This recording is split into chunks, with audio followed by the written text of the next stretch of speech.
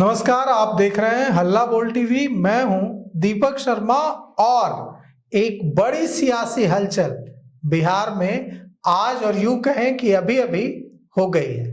Janata Dal United की ओर से MLC Khalid Anwar ने कह दिया है कि नीतीश कुमार कहीं नहीं जा रहे हैं और जिन लोगों को ये लगता है कि नीतीश कुमार मुख्यमंत्री का पद छोड़कर कहीं जा रहे हैं वे नीतीश कुमार को नहीं जानते। बिहार में मुख्यमंत्री पद की कोई वैकेंसी नहीं है। अब इसके बाद सियासी घमासान मचने का बिहार में खतरा हो गया है। क्या नीतीश कुमार मुख्यमंत्री पद की कुर्सी नहीं छोड़ेंगे और क्या भारतीय जनता पार्टी इतनी आसानी से ये स्वीकार कर लेगी और अपना मुख्यमंत्री बनाने का जो सपना है वो अधूरा छोड़ देगी? और ये जो सियासी उठापटक है, क्या नीतीश कुमार की व्यक्तिगत ईमानदारी के मुरीद रहे प्रशांत किशोर भारतीय जनता पार्टी से लड़ाई में नीतीश कुमार की मदद करेंगे? क्या प्रशांत किशोर की इसमें कोई भूमिका होगी? क्योंकि अगर नीतीश कुमार मुख्यमंत्री का पद नहीं छोड़ेंगे तो लड़ाई तो होगी, तो प्रशांत किशोर की इसमें क्या भूमिका होगी? इन सारी चीजों पर चर्चा करने के लिए हमारे साथ हैं जन सुराज के प्रवक्ता कैप्टन राजीव रंजन। हम उनसे बात करेंगे। तो क्या लगता है आपको, नीतीश कुमार के एमएलसी खालिद अनवर कह रहे हैं कि वे तो जा ही नहीं रहे कहीं? ये मैं नहीं जानता कि ये जो उनका वक्तव्य है ये आधिकारिक वक्तव्य है कि नहीं है, ये पार्टी की तरफ से है या उनकी व्यक्तिगत राय है। लेकिन to tell you the truth, ये इससे हम लोगों को कोई फर्क पड़ता नहीं। बिहार को फर्क पड़ता है ना। देखिए, जन सुराज की ठीक है कि जन सुराज को कोई सीट नहीं मिली, विधायक जीतकर विधानसभा में नहीं पहुंचा, लेकिन जन सुराज ने मुद्दों को सेट करने में एक बड़ी भूमिका विधानसभा चुनाव में निभाई। चाहे वो पेंशन बढ़ाना हो या दूसरे मुद्दे हो, पलायन का मुद्दा सेट करना हो। तो अब ऐसी स्थिति में जब बिहार की राजनीति में इतनी अस्थिरता है, क्या जन सुराज आगे आकर, प्रशांत किशोर आगे आकर कोई रचनात्मक भूमिका इसमें नहीं निभाएंगे? नहीं, हम लोगों की इसमें क्या भूमिका होगी? देखिए, हम पहले से कहते आ रहे हैं कि नीतीश कुमार मानसिक और शारीरिक रूप से अब वो कंट्रोल में नहीं है, सरकार के कंट्रोल में नहीं है। चाहे उनके एमएलसी वगैरह जो भी वक्तव्य दे वो एक फिगर हेड ही रह गए हैं। उनके आसपास आप देखिएगा तो हमेशा लोग साए की तरह उनको प्रोटेक्ट करते हैं। वो उनकी स्थिति वैसी अब नहीं रह गई जैसे कि वो 5 साल या 7 साल पहले थी। तो वो मुख्यमंत्री कब छोड़ेंगे, वो पद कब छोड़ेंगे, कब आएंगे, कब नहीं आएंगे, कौन आएगा, इसका अब बहुत ज्यादा महत्व नहीं रह गया हम लोगों के लिए। हम लोगों के विचार से कह रहे हैं कि वे मुख्यमंत्री की कुर्सी पर रहकर भी मुख्यमंत्री नहीं है। काफी हद तक कंट्रोल अब दूसरों के हाथ में है और अब उनके कंट्रोल में बहुत ज्यादा कुछ है नहीं। अब उनको फिगर हेड की तरह सामने रखा जा रहा है। एक समय में ऐसा ही होता था वाजपेयी जी के समय में, जब Vajpayee ji towards the end, जब उनकी तबीयत ठीक नहीं रहती थी, तो आपने देखा होगा कि सडनली आडवाणी जी को डिप्टी प्राइम मिनिस्टर का एक पद बना के उनको, तो सारा संचालन पीछे से वही कर रहे थे।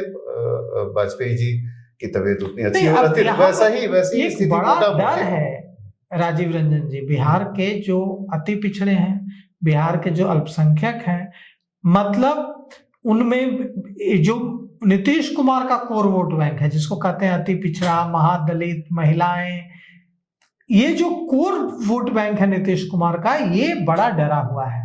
इसको लग रहा है कि नीतीश कुमार अगर नहीं रहेंगे सीएम की कुर्सी पर, तो जो नया भारतीय जनता पार्टी का अगर मुख्यमंत्री कोई बनता है तो क्या वो हमारे हितों को उस तरह से प्रोटेक्ट कर पाएगा जिस तरह से नीतीश कुमार करते आ रहे थे? तो ऐसे में जन सुराज, आपकी पार्टी क्या कहना चाहती है? आपकी पार्टी की क्या भूमिका होगी? आप ये तो नहीं कह सकते कि ठीक है, हमारे विधानसभा में कोई संख्या नहीं है इसलिए हम किनारे बैठेंगे, हम कुछ नहीं करेंगे। नहीं, कुछ नहीं करेंगे ऐसा तो नहीं। लेकिन उसके पहले मैं बता रहा हूँ, शुरू से हम लोग प्रशांत जी की लीडरशिप में यही कह रहे थे कि ये सिर्फ कहने की बात है कि नीतीश कुमार के नेतृत्व में लड़ा जाएगा इलेक्शन। पूरा एनडीए जो इलेक्शन लड़ा वो नेतृत्व उनका फेस को सामने करके, और अब स्थिति ये है कि अब उनको राज्यसभा का मेंबर बनाया जा रहा है।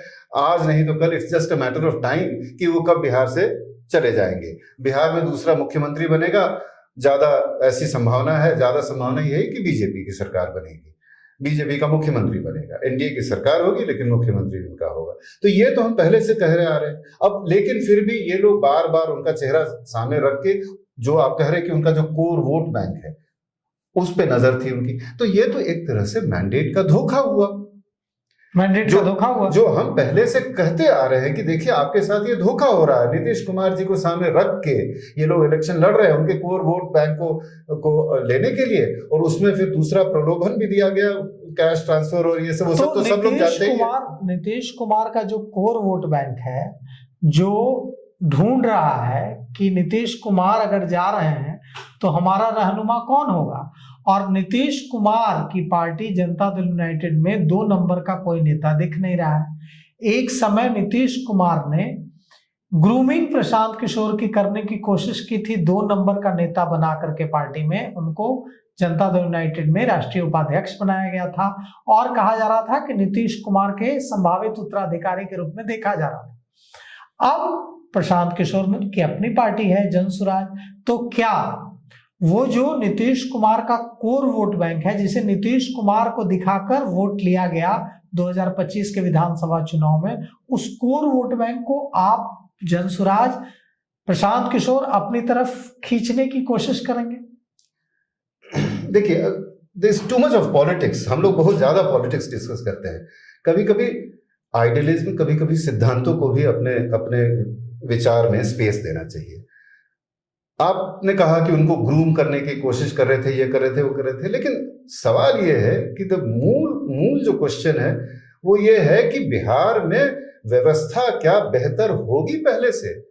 अगर प्रशांत किशोर जी को ये लगा कि नहीं, ये हमको अपना उत्तराधिकारी बना रहे हैं, ये कर रहे हैं, वो कर रहे हैं, लेकिन हमको तो उसी तरह की राजनीति करनी पड़ेगी जैसे कि ये डिसाइड करेंगे, जैसे कि स्टीरियोटाइप बना दिया जाएगा कि हमको भी उसी में ढलना पड़ेगा, ये उनको मान्य नहीं था। ब्रॉड अगर पिक्चर देखेंगे तो यही था कि ये उनको मान्य नहीं था। हम व्यवस्था परिवर्तन की बात कर रहे हैं, हमको नहीं चाहिए कि हमको एमपी, एमएलए और चीफ मिनिस्टर बना दो। बार बार प्रशांत किशोर जी कहते हैं कि हम लोग तो सड़क पे रहेंगे अगर सड़क पे रहने का आदेश हुआ है जनता का, और हम उनकी मूलभूत समस्याएं, उनकी जो मूल समस्याएं हैं, मुद्दे हैं, उनको उठाते रहेंगे। अब इसमें चीफ मिनिस्टर कोई भी रहे, उनके मैंडेट के साथ धोखा हुआ, ये तो हम इलेक्शन के पहले से उनको बताते चले आ रहे हैं कि आपके साथ धोखा हो रहा है, क्योंकि नीतीश कुमार जी को सामने रख के किया जा रहा है, लेकिन वो चीफ मिनिस्टर रहेंगे नहीं उसके बाद। तो हमारा यही रोल है, हमारी यही भूमिका है कि हम अवेयरनेस कैंपेन जो पहले चल रहा था उसको हम और पुरजोर तरीके से चलाते रहेंगे जितनी भी हमारी क्षमता है। हम सब लोग जो कमिटेड जनसुराजी हैं, और बहुत बड़ी संख्या है, इस बात को मत भूलिए कि चाहे लोगों ने हम लोग को उस तरह से वोट नहीं दिया, उसके कई सारे कारण हैं, लेकिन आज तक मुझको ऐसा व्यक्ति कोई नहीं मिला है जिसके मन में जनसुराज के प्रति कोई खराब भावना, दुर्भावना हो, कि हम लोगों ने किसी की हानि नहीं की है, हम लोगों ने अच्छी बात कही है, सब लोगों को अच्छी बात बताने की कोशिश की, और आज भी यही कर रहे हैं ना गरीब को कि तुम अपने बच्चों को शिक्षित करो। अच्छी बात तो कही, लेकिन अच्छी बात को सपोर्ट कैसे मिले जनता का, ये भी तो देखना, रणनीति बनानी होगी। सिर्फ अच्छी बात का, अच्छी बात तो बहुत सारी किताबों में लिखी हुई है, वो तो, लेकिन वो अच्छी बात आप जो कह रहे हैं वो लोगों तक पहुंचे, लोग आपसे जुड़े, इसके लिए आपकी जनसुराज की क्या रणनीति? चुनाव तो हो गया, हाँ, आप क्या रणनीति? मुझको ऐसा लगता है कि जो अच्छी बातें हैं उनको इस तरह से पेश किया जाए कि जिसमें थोड़ी व्यावहारिकता दिखाई पड़े। जनता को समझाने के लिए, गरीब जनता है खासकर, वो डे टू डे लाइफ जीती है, ज्यादातर गरीब जो है ना वो आज जीती है आज, उसके बाद कल क्या होगा वो कल देखा जाएगा। तो उनको अगर हम ये कहें कि आपका भविष्य सुधर जाएगा, तो भविष्य शब्द कॉन्सेप्ट ही नहीं है उनके पास कोई वैसा।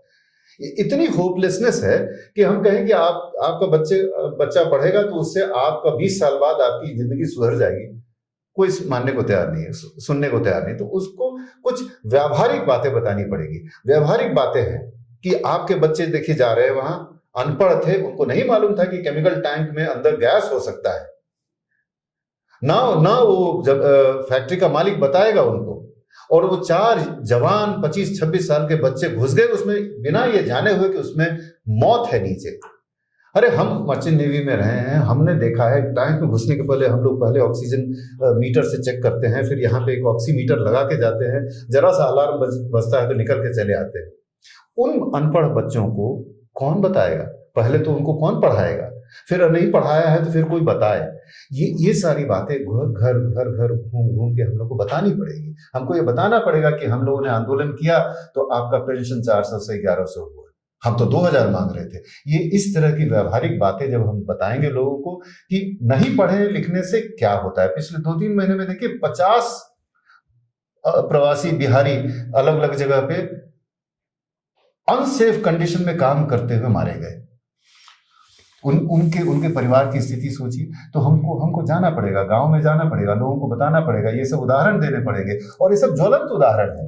और इस तरह से अपनी बातें थोड़ी व्यावहारिक उसका पैकेजिंग करनी पड़ेगी, एक व्यावहारिकता उसमें लानी पड़ेगी, जिससे लोगों को समझ में आए। इससे ज्यादा पता नहीं और हम लोग क्या कर सकते हैं। मंथन चल रहा है, इसमें कोई शक नहीं है कि हम सब लोग ये मंथन कर रहे हैं कि कैसे अपनी बातें लोगों को बताएं कि वो लोग ये रिस्क लेने को तैयार हो कि चलो ठीक है इस बार इनको वोट दिया जाए, देखा जाए। रिस्क लेने के लिए लोगों को आप तैयार करेंगे अगले 5 साल में? करना पड़ेगा। देखिए जहां भी समाज तरक्की किया है ना, वहां लोगों ने रिस्क लिया है, प्रयोग किया है। बिना प्रयोग के आप इनोवेट नहीं कर सकते हैं। पंचायत चुनाव को लेकर क्या तैयारी है? हम लोग, आपने देखा होगा प्रशांत किशोर जी गांव गांव जहां जहां जा रहे हैं, एक पुनर्गठन जो हमारा चल रहा है नवनिर्माण, बिहार के नवनिर्माण का, तो उसमें जन स्वराज की जो संगठन के बारे में जब बात होती है तो वहां वो लोगों से मिलते हैं, उनसे कहते हैं कि जो सबसे जड़ में है जो करप्शन का, भ्रष्टाचार का, वो है हमारा लोकल बॉडी जो इलेक्शंस होते हैं उसमें। अगर उसमें आप ठीक कीजिए तो वो धीरे धीरे उसका असर ऊपर पहुंचेगा। तो कह रहे हैं लोगों को कि कम से कम, चलिए आपने हमको विधानसभा में वोट नहीं दिया, लेकिन कम से कम अपने पंचायत का एक ढंग का मुखिया, ईमानदार आदमी चुनिए। हम क्या कह रहे हैं, ये तो कोई ऐसी बात तो है नहीं जिसमें रॉकेट साइंस है, जिसको समझने के लिए आपको विद्वान होना पड़ेगा। एक ईमानदार मुखिया चुनिए, एक ईमानदार सरपंच चुनिए, जो अपने जो वार्ड कमिश्नर्स हैं वो सब अच्छे लोगों को चुनिए। देखिए आपकी स्थिति अपने आप सुधरेगी। ये तो बहुत आसान है सब। पूरी मजबूती से, पूरे दमखम के साथ आप लड़ेंगे पंचायत चुनाव। अब लोकल बॉडीज जो इलेक्शन होते हैं उसमें तो पार्टी के सिंबल से नहीं लड़ा जाता है, लेकिन ऐसी बात चल रही है, ऐसी बात पार्टी के सिंबल पर नहीं लड़ा जाता है, लेकिन जब नहीं लड़ा जाता है तब भी समर्थित होता है। जैसे आप देखेंगे कि प्रत्याशी के साथ लिखा रहता है राजद समर्थित, जदयू समर्थित, और आपसी समन्वय से एक बनाया जाता है।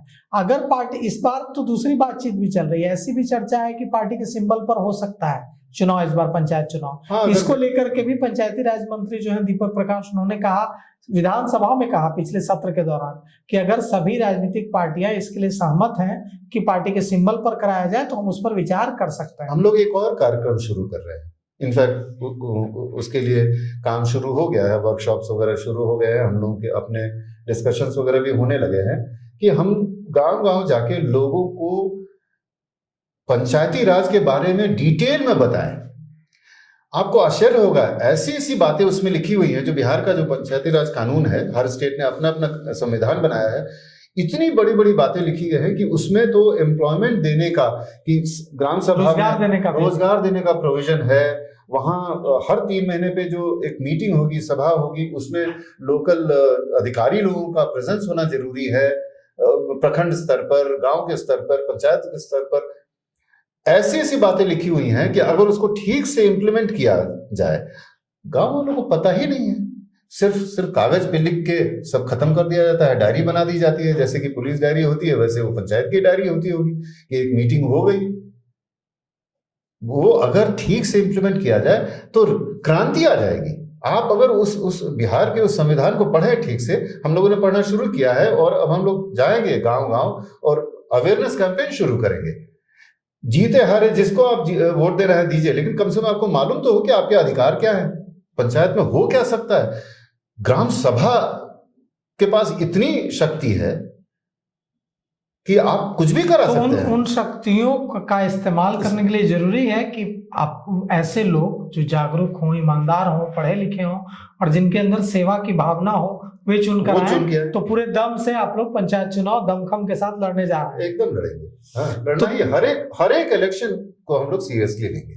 तो देखिए, अभी हमारे साथ जन सुराज के प्रदेश प्रवक्ता कैप्टन राजीव रंजन है। राजीव रंजन ने कहा है कि यह जो सरकार गिराने बनाने का खेल है, इससे हमारा कोई सरोकार नहीं है।